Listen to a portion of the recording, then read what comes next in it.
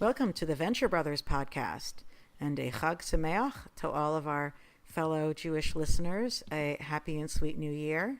I can't believe that we're on episode 6 already. Wow. So thanks for joining us. This is the Venture Brothers show. We are the official Venture Brothers podcast of Graphic Policy Radio. We're here because the Venture Brothers show has rich continuity and character arcs that play out over many years. And then when you layer on pop culture, historic references, then all the thematic significance of the story as it grows through time, it's a lot to sift through. So join pop culture and history experts, me, Elana Levin, and Stephen Attewell. Hello. For our podcast examining each episode of the hit Adult Swim show. Today we're going to be talking about Season 7, Episode 6, The Bellicose Proxy. Its name itself meaning fighting by proxy, which is actually a good reminder if you are listening to this podcast this week. In New York, our primary election is Thursday the 13th in order to avoid the Jewish holidays. And you guys better vote because Stephen and I both had to schedule tonight's recording session to make sure that we had enough time to do all of our volunteer shifts first. So this is very important stuff. Indeed. I also just want to do a quick send-off for Burt Reynolds. I guess he just died a couple days ago, and the show has done a number of jokes about him, but also particularly this season being the one in which the movie Sharky's Machine ends up being part of approximately 1 billion jokes. I didn't want to not remark on his passing. A beloved American actor, a cultural symbol, I believe the only real famous Playgirl photo spread, which interestingly somebody was trying to use that in one of their stories and it got banned from Facebook, even though it's actually not anything to censor. There's no genitals in this picture, but I think Facebook couldn't just handle that level of sheer masculinity. It just had to say, no, this is too much. We look away. It was the mustache. There's so much mustache we couldn't even bring ourselves to look to see if there actually was a penis involved or not. Anyway, so we start this episode, Scary and the Monarch, fall through a trapdoor with our Guild of Calamitous Intent ward, etc. guys, and they are suddenly in the old City Hall subway station, which was one of the very first subway stations in the New York transit system, opened in 1904, closed in 1945 because it was too small for trains even back then. I could tell that's what it was because the station has these really distinctive Romanesque revival architecture arcs on each side of the wall. And then it also had the very specific brickwork that I recognize. So the fact that the show went to such detail that I could recognize a location that I've only seen in photographs because the subway stop itself is closed to the public, that's a lot of detail. It had the pendant clock in the middle. If you are interested, though, you can actually book to see a tour of the station through the city transit system museum. And also, if you stay long enough on the 6th train, it does turn around there through the loop, and you can kind of see it through that way. Yeah, so the specific location that they are going to is Guild Strategic Operations, which seems to be where the Guild does most of its kind of research and training. And we see a number of different, like there's a kind of mini montage, I guess you could call it, where we see a number of different kind of specialities of the Guild. So we see the Blackmail Training Center, which is basically a honeypot operation. Apparently, Watch and or Ward, I can never remember which is which, applies every year to be the Seducee, but gets turned down, which I'm pretty sure would be an HR issue anywhere other than the Guild of Calamitous Intent. And then in the Surgical Alteration Center, we see someone being turned into Dave Grohl. The idea that they've replaced Dave Grohl with a Calamitous Intent proxy, very funny, just because he is like the official rock dad of the universe. They say no one ever refuses him. They got a Beatles to play on the record. He got King Diamond on his album, which I think they're talking about. There was a Probot album where he brought in all of these metal legends to play with him. That really does seem to be true. Also, when we were looking at all these rooms, I was just thinking about like the location of this being the Guild of Calamitous Intent secret base is under City Hall subway station, which means that it's under City Hall. So, some of these jokes are a little bit hit and miss. The Hypnosis Training Center, I didn't really make me laugh. The, like, going into the bathroom accidentally didn't make me laugh. I really did like, though, the Hologram Training Center, where the bloodthirsty animals turn out to be real, because this is a deep cut to Harlan Ellison's The Illustrated Man, where, like, there's a real-life hard light hologram simulation of, I think, like, the savannah. It's some sort of, like, safari thing. And, like, the system glitches out, and, like, the animals are now solid, and they just follow their programming, and they devour a family. So that one I, like, I liked just because, got to my sci-fi history geek side. I like that the Guild Interrogation Hub, which seems to just be a conference room, isn't an acronym, where everything else is an acronym. And of course, like, what was it? There's HTC, HTC, just all of these three-letter acronyms. So the reason why Gary and the Monarch are there is that they want to level up, and they're looking to basically, like, do essentially community service work within the guild. But this is where I kind of got, like, to me, even though we'll talk about what we think of the, episode as a whole later, but, like, to me, what I thought was really interesting about this opening section was getting a sense of, like, okay, how does the guild actually work as an institution? And here, the idea that you need to be a big earner to level up, like, this immediately made me think of, this is a pyramid scheme. This is, like, how you go up the ranks at, like, Amway or something like that. Mm-hmm. Well, yeah, I mean, I think Amway is probably a supervillain organization for how it treats people. So, yeah, pyramid scheme is a pretty perfect metaphor. And it does sort of kind of render ironic a lot of the Monarch's whole sort of self-confidence issues in terms of guild levels, if it's all about just how much money are you bringing into the guild by just ripping off people. So it turns out that the one way that the Monarch can level up without having to pay money is sign up for the Big Villains, Little Villains program. Obviously a reference to Big Brothers, Little... Little Brothers. Yeah, Big Brothers, Little Brothers, and then Big Sisters, Little Sisters. Sort of mentoring orphans? A very, very community service-y focused thing that people do for college credit. Right. Yeah, they're really excited that Augustus St. Cloud is their assignee because he has been assigned to menace Billy Quizboy and Pete White, who they are, or who are the, like, BFFs with the Venture Team. So this is a way for them to menace by proxy, like the name of the episode. We remember Augustus St. Cloud probably from the Maybe No Go episode last season, aka the new wave music reference laden episode that I adore. He's the wealthy pop culture item collector / spoiled brat / serious challenging haircut character design problems. We'll talk in a little bit about what my issues with the character are, but but it makes sense for them to choose this plot line, since I think that's a reasonable call. Anyway, go ahead. Right. The other reason why they're there is so that the Monarch can see Dr. Mrs. the Monarch behind a two-way glass doing an interrogation.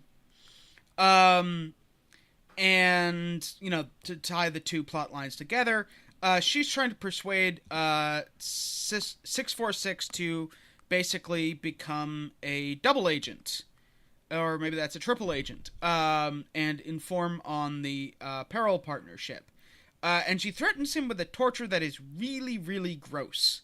The tub, which is technically based on a real-life Persian form of torture called scaphism, Although they apparently trapped you basically in between two boats.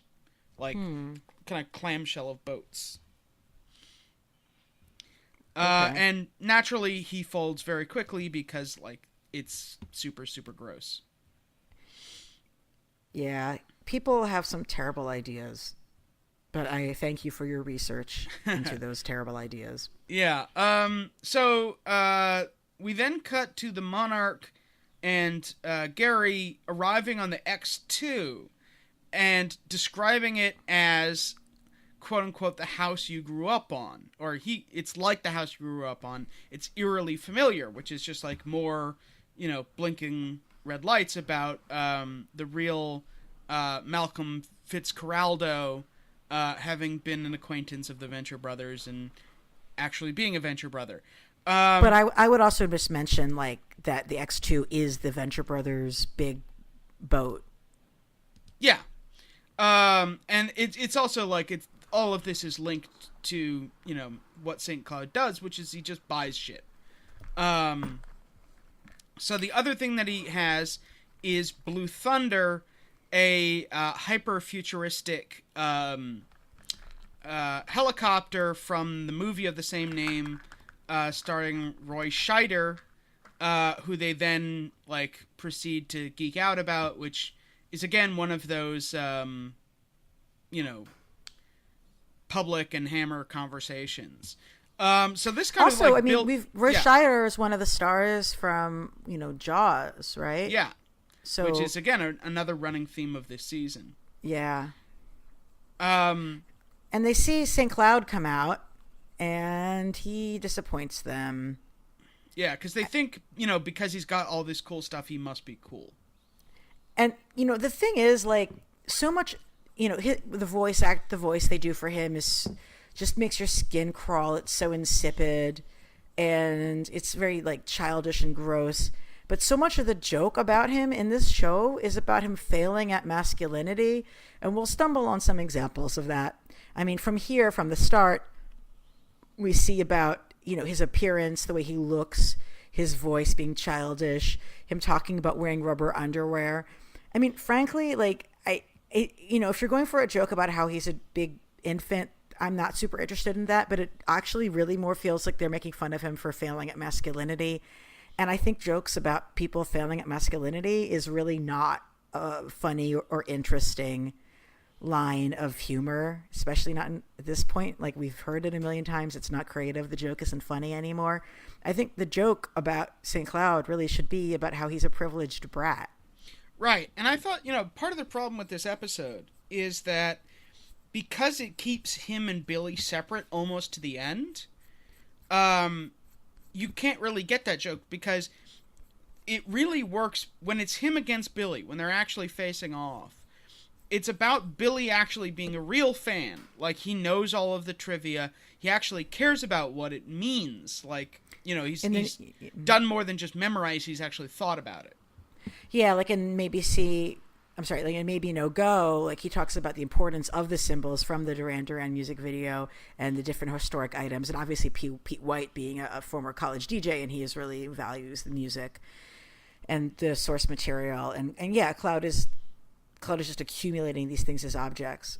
Right. And, the whole thing being like that, he ends up eating pennies because St. Cloud threatens to make New Wave never happen. And he's like, no, that's a bad thing for the development of, like, culture. That would really change our culture, which is something that St. Cloud would never do because he's sort of a fake fan. He doesn't really do anything except just buy the most, like, ostentatiously expensive, like, not replicas, but like original props and stuff. Like, he wouldn't just have Thanos's gauntlet. He would have the one that they actually used in the movie.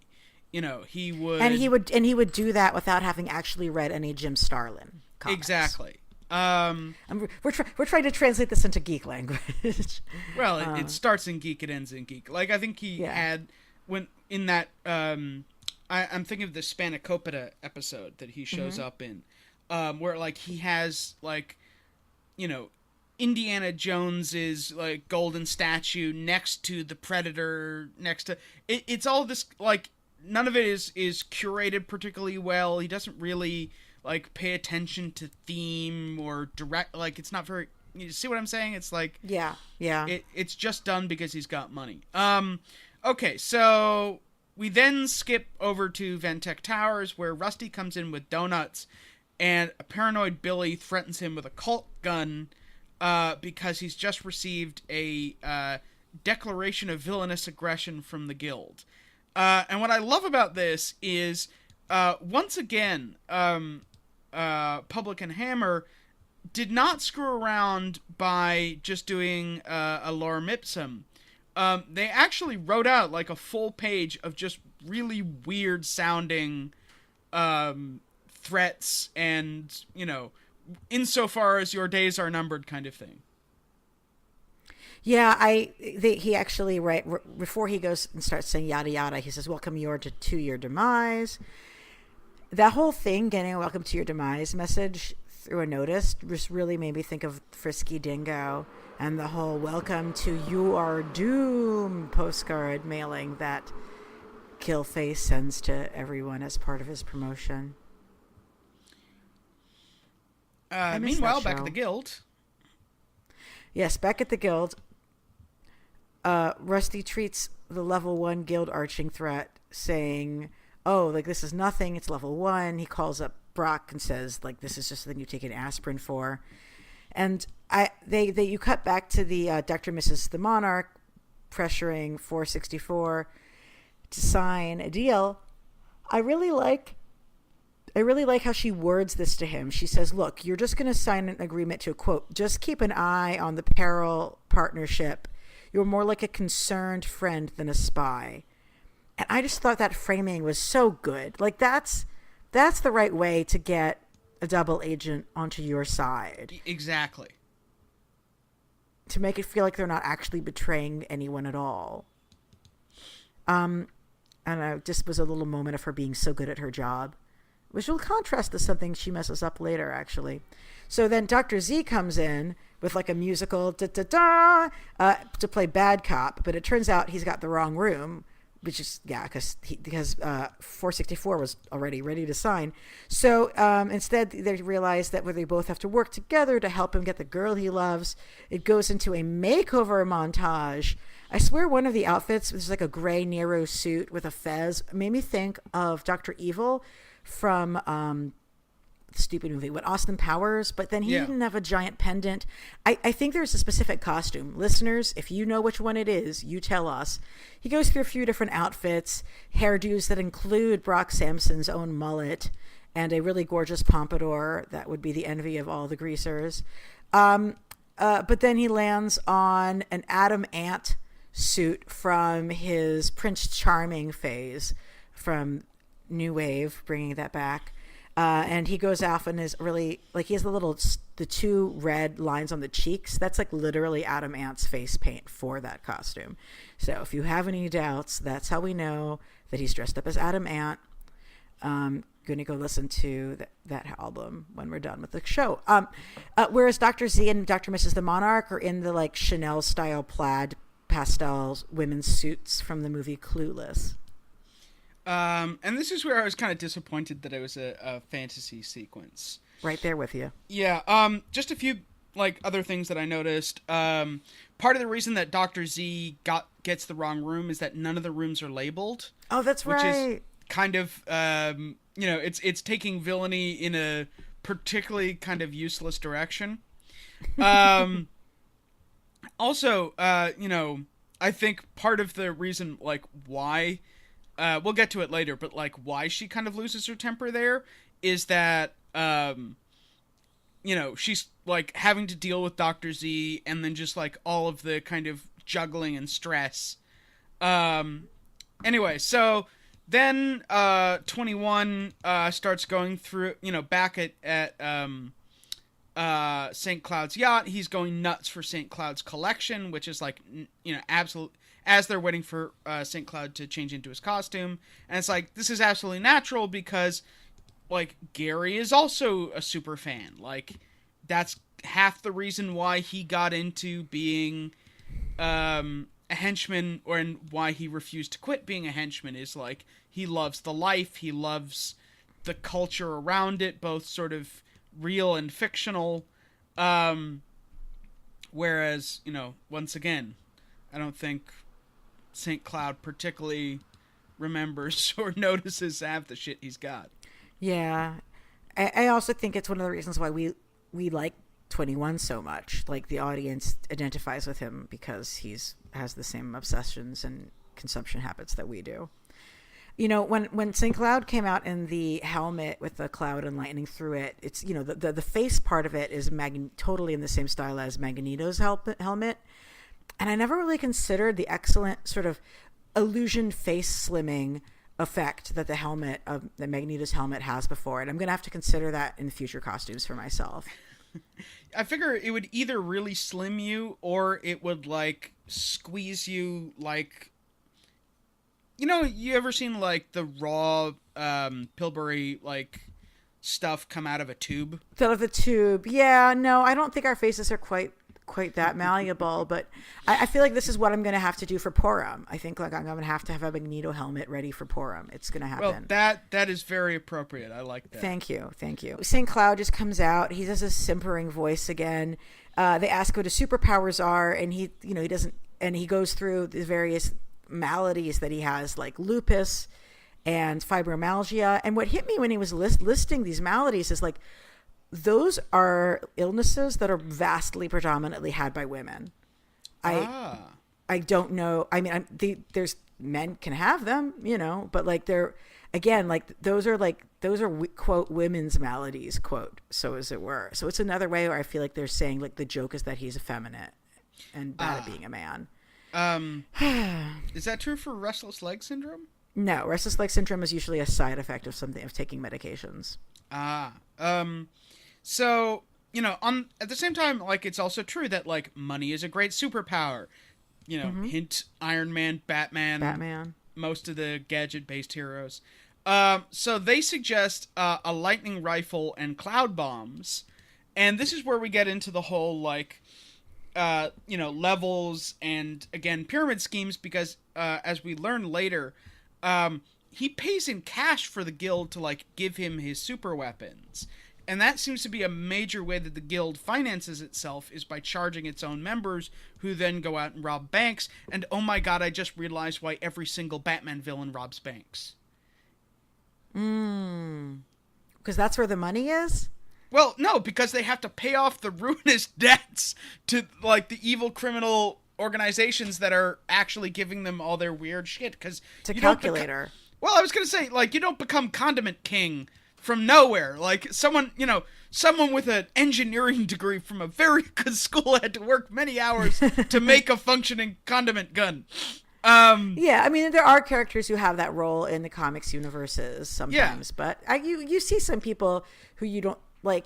You don't think Boomerang is really making his boomerangs, but, like, depending which story you read, he does. Well, right? Yeah, there's definitely those characters in. I'm forgetting the name of them, but the interesting thing is they're always presented as, like, old dudes, kind of art, almost like Geppetto types. Mm-hmm. And I never thought of them as, like, essentially repo men who are, like, running this incredible, 20% interest, compounded, daily kind of scam that you then, that's why everyone is robbing banks, when everyone knows that's, like, the fastest way to get Spider-Man to kick your ass in New York City is, like, rob a bank in Midtown. But, they gotta, because the VIG is too high.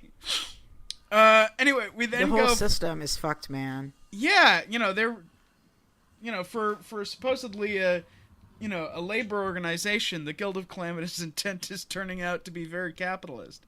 So we then go to Ventech Tower, where Billy is hiding in the toilet, and it turns out that it's a training exercise where Brock and Rusty are teaching him to, like, trust no one, no timeouts, never be standing behind the door you open.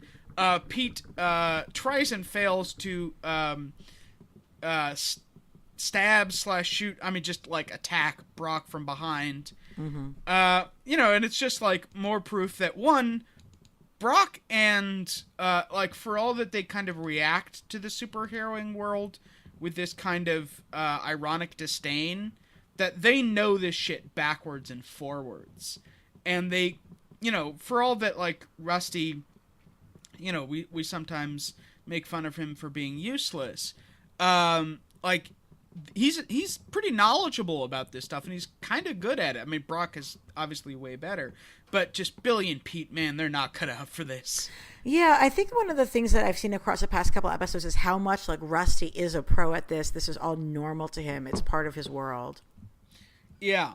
And, in a parallel, the Monarch and 21 continue their training of St. Cloud, now on a rooftop tennis court that I'm guessing is a real tennis court. I just don't exactly know where it is. And they're working on St. Cloud's sort of entrances, his catchphrase, his evil laugh, using the purple smoke.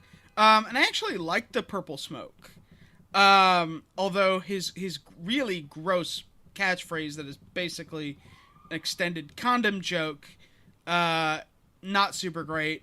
And then we then get the Monarch showing him how to laugh. And, like, this is clearly a specialty of the Monarchs. Like, he's not the best planner, he's not the best scientist, he's not the best fighter, but there is no one better at doing a villainous speech and cackling than the Monarch.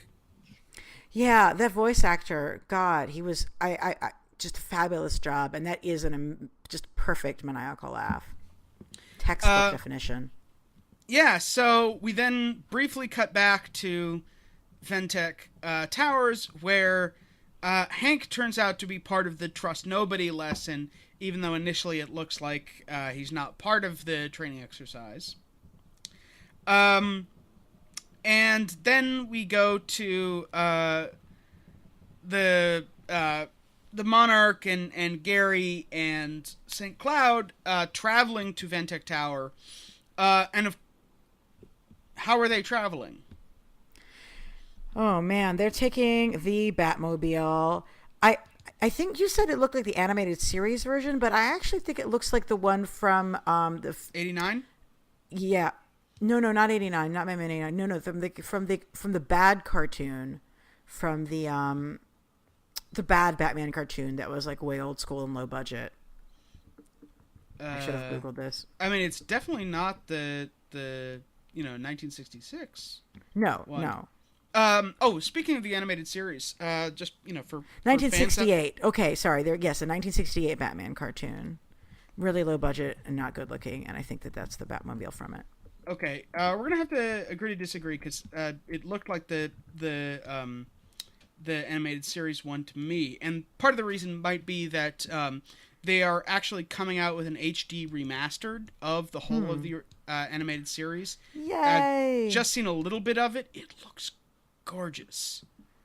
So as they're driving, there is this extended penis acronym joke that turns into hazing. And, like, it's one of those things where it's kind of rake joke in that initially I was just like, oh, seriously?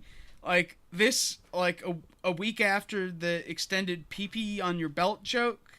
Like, I don't find this particularly funny. And then I was like, oh, it's just to get St. Cloud to say it over and over again and haze him in an incredibly juvenile way, because that's, of course, how the Monarch in 21 would haze somebody. Yeah, it's like a joke that is only funny if you're in it, I suppose. Yeah. So, meanwhile, 646 and Dr. and Mrs. the Monarch, and with the help of Watch and Ward, are hacking into OSI database or whatever, because apparently OSI never changes their passwords. There's an extended Monarch reference. Not Monarch reference, Matrix reference. Yes. Where they're, like, pretending that they can see the code.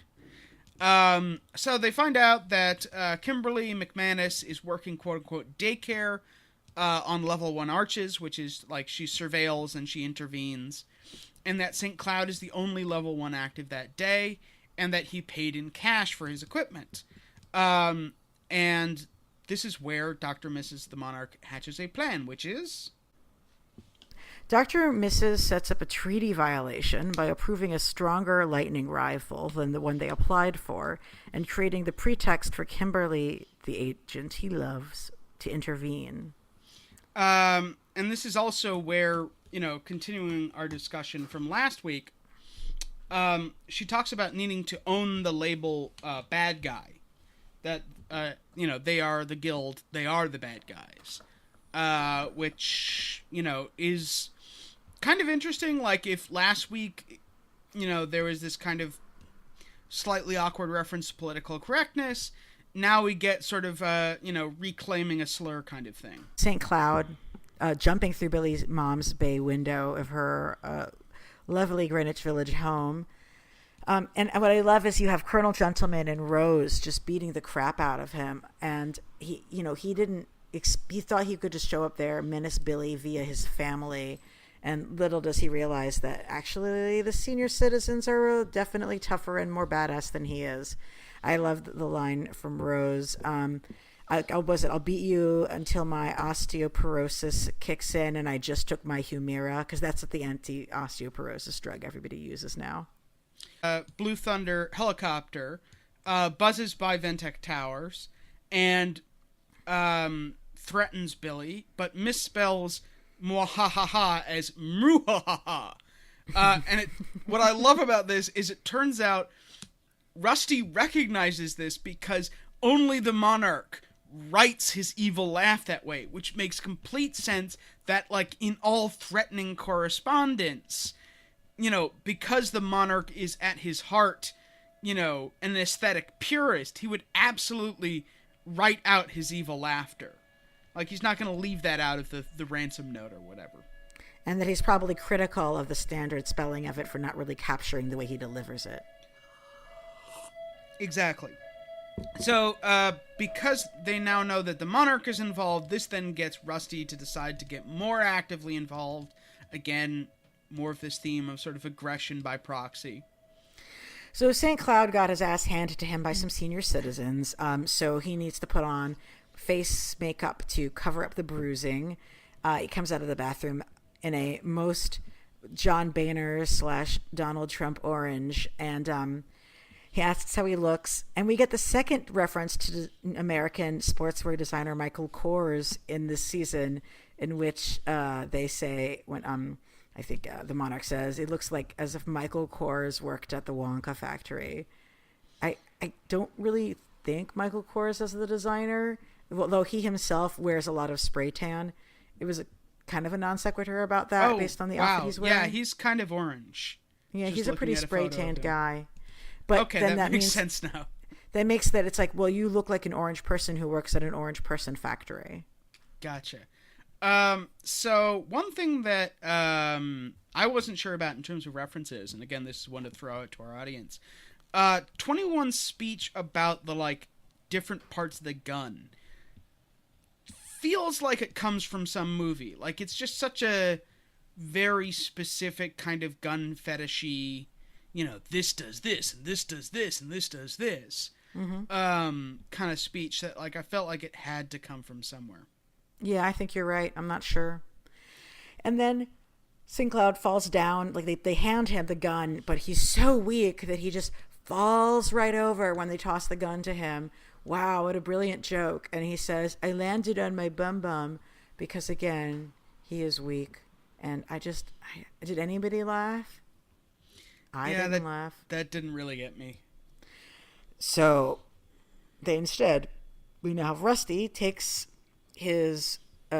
Billy and White over to Enzo's for costumes and gives them rental costumes because the first timers need invincible suits to wear to protect them so they don't hurt their little selves, etc. Enzo is super dramatic and actually is funny in this scene. Yeah, I mean, I always love Enzo. He's just like this kind of OTT, sort of dual energy kind of character.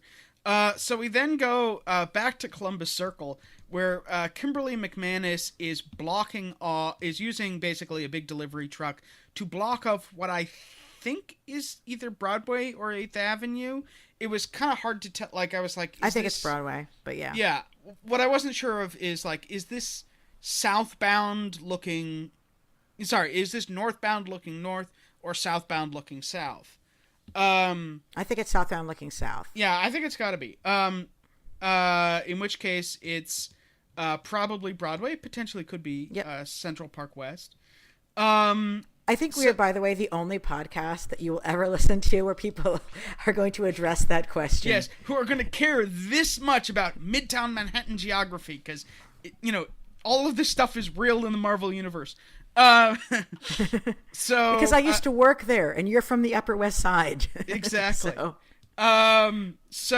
the OSI, like, kind of Men in Black, keep the civilians away thing, is that a big truck's engine died.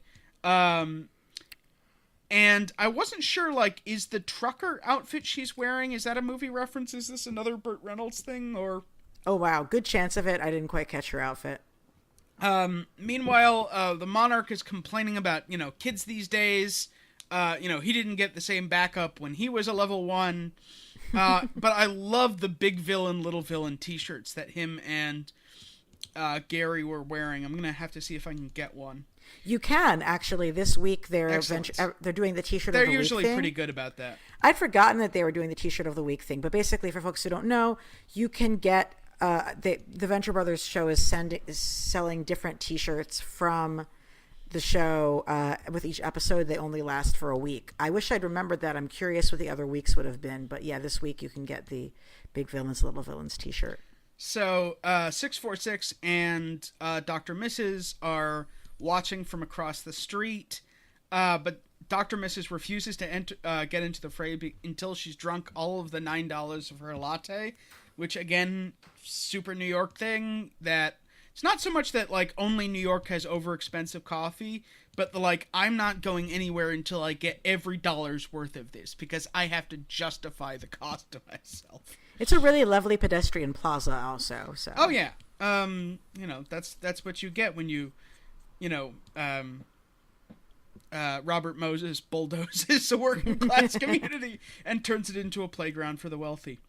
So we then see the costumes that they both have, and this is where I'm going to hand it over to Elana, because this is an area of pop culture that I'm not familiar with. So Pete himself is dressed as Killer Drone, and I feel like that must be a reference to Killer Queen, the song by Queen, which is a fabulous song. Oh, of course, Drone Queen Bee. Drone versus Queen, I mean, in reality, the Drone Bee is really the least helpful, and therefore it's a very silly costume. I think he looks a little bit like if Robin had a bee theme, Robin from Batman. But they joke that he looks like the girl from the Blind Melon video, which is specifically, that means the No Rain music video, which was really the one big Blind Melon breakout hit back in the day. You've seen the video. The song's actually pretty good. I'm not a huge fan in general. Billy, however, comes out wearing just as he's borrowed the costume that used to be worn by Delta Boy, who was, I guess, the sidekick for a hero named Venus back in the day. So I immediately got the literary reference, which is, Delta Boy, who works with Venus. So it's okay, that's Delta of Venus, which is the book by Anais Nin, really a breakthrough in female written erotic literature of the early 20th century. Your mom probably had it somewhere in the closet. Just a guess. I mean, I don't know. Maybe your parents are super religious, but it feels like most of my friends' parents' moms had that somewhere, stashed discreetly in a corner.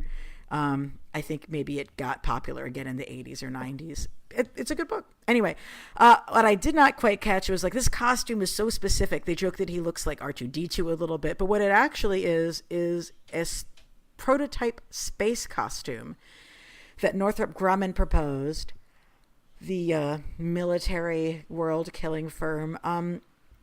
And so, yeah, that's a spacesuit that they designed. We got that off of the Reddit for Venture Bros. So thank you very much. When we can't find something and it's killing us, we absolutely turn to Reddit. But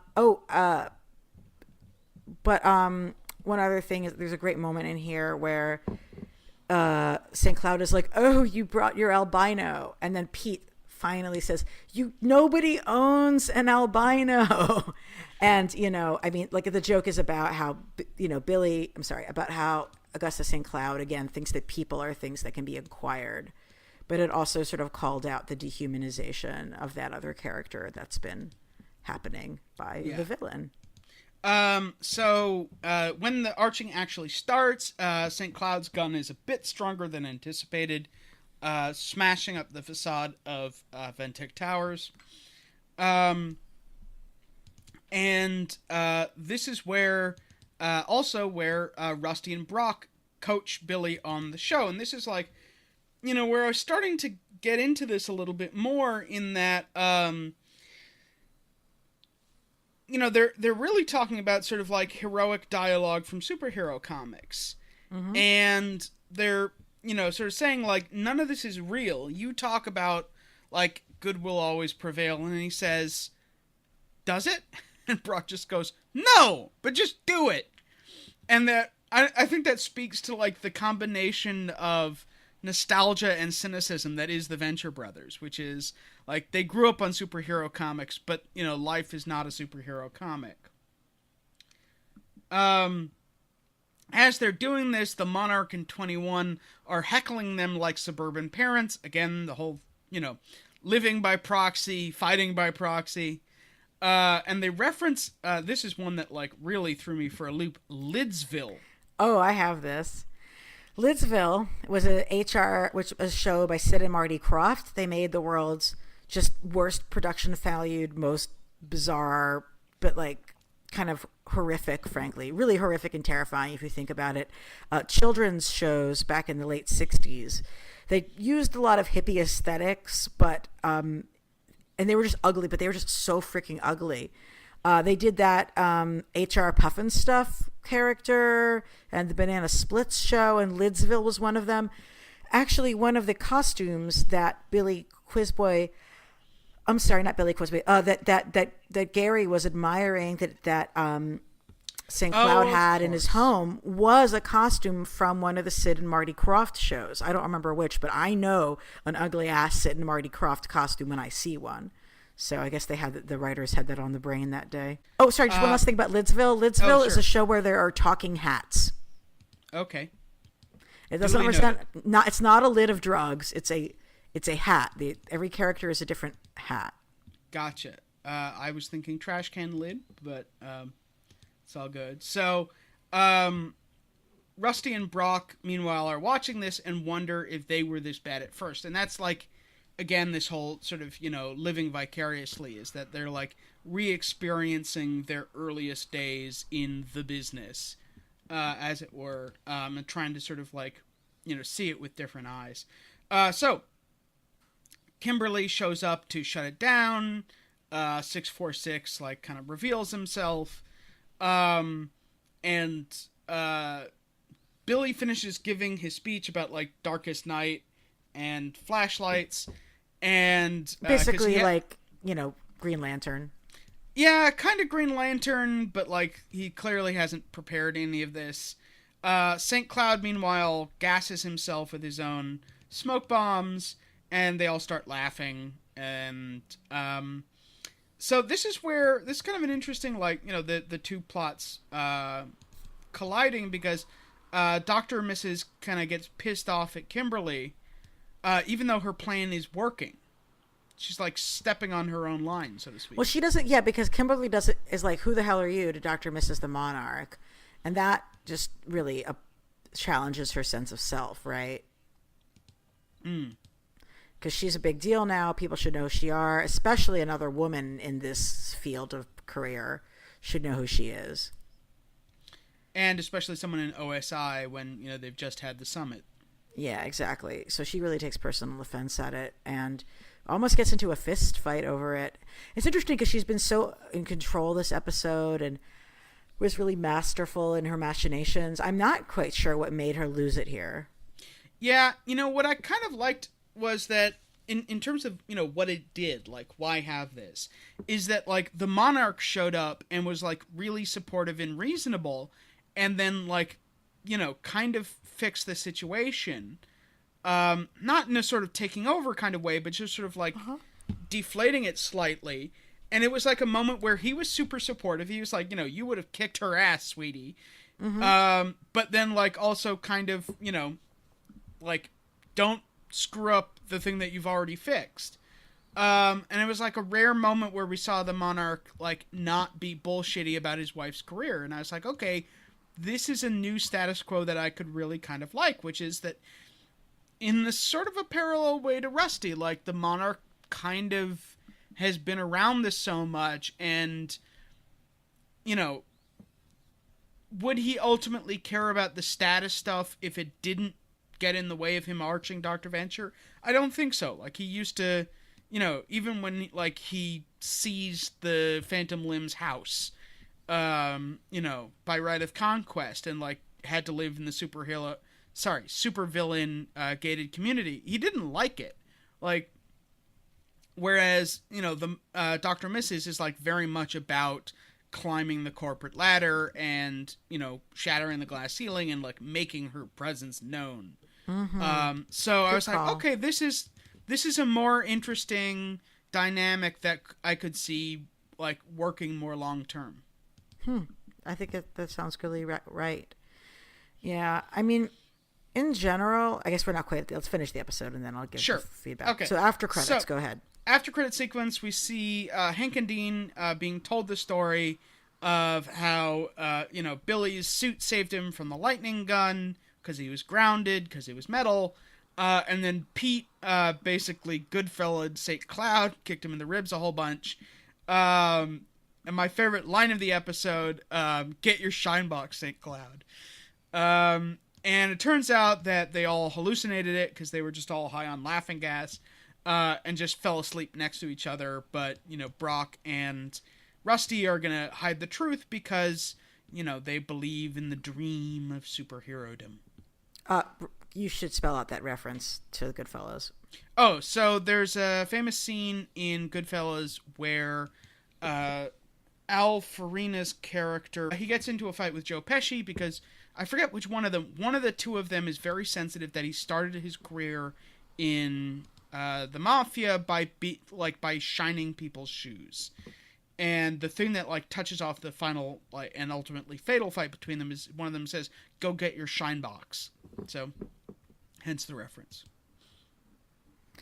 So this episode was actually the first I felt was like a real disappointment. I don't know if I feel like on one level I was just dealing with the fact that I'm really frustrated with the joke of St. Cloud being the joke that I don't think is very funny, you know? Yeah, I think, you know, it's an interesting parallel to last week's episode because that was an episode that I think hinges a lot on how people feel about Dermot. So I think maybe how we feel about this episode has to do with the fact that, like, I think we both like Dermot more than St. Cloud. Oh, totally.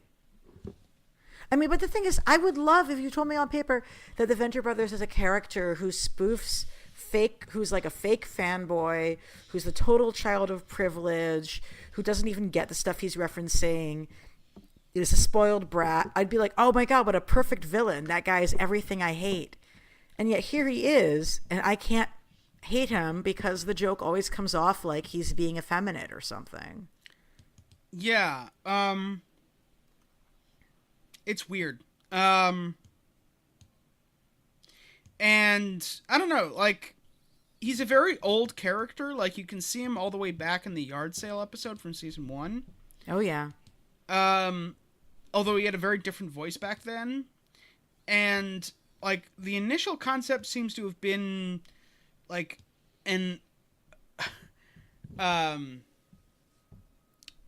what's his, oh, shoot. Like, there's something about his look. The sort of bowl haircut, originally had a cigarette in cigarette holder and kind of overweight that I think they just liked. Mm-hmm. But, like, I don't know if there's just a huge amount of there. Like, To me, I think his high point is Spanakopita and the Duran Duran episode. Mm-hmm. But, I don't know if he's got a lot of legs outside those two. I think that they need to write him in a way where it's not about him failing at manhood. So, this was my least favorite episode of the season. But, there was still some good stuff in it. And I think we'll leave it there. Yep. Looking forward to next week's. The preview looked really good. We were talking a little bit about Old Man Potter in last week's episode, and I just remember that voice was actually by J.K. Simmons, which is hell of neat. Anyway, so thanks for joining us. You can find me on Twitter at ELANA_Brooklyn. So much. And you can find me volunteering at 1,000,001 insurgent Democratic campaigns around New York this week. And Stephen, where can folks find you? They can find me at Twitter, at Stephen Attewell. They can find me on WordPress or Tumblr at Race for the Iron Throne. And Graphic Policy, of course, is at graphicpolicy.com. And we leave you with this. Count us down. Wait, what? I said count us down so we can do it on time. Count us down. Oh my God. This is like our okay. 1, 2, 3. Go Team Venture Podcast. What? How? What? How did we get it wrong again? Like put a question mark at the end.